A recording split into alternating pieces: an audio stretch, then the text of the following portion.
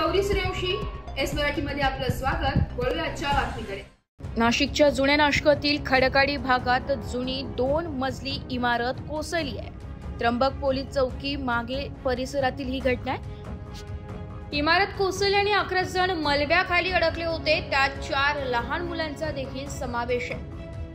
घटनेनंतर अग्निशमन विभागाकडून रेस्क्यू करण्यात आले होते। रात्री उशिरापर्यंत रेस्क्यू ऑपरेशन सुरू होते।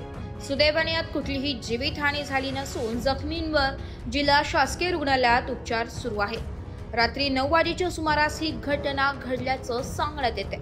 या घटनेनंतर काही काळ तणावाचं वातावरण पाहायला मिळालं। एस मराठी न्यूजसाठी नाशिक शहर प्रतिनिधी नाशिक। अशाच नवीन ताज्या घडामोडी जाणून घेण्यासाठी आमच्या एस मराठी न्यूज चॅनलला लाईक करा, शेअर करा, सबस्क्राइब करा आणि बेल आयकॉनला क्लिक करायला विसरू नका।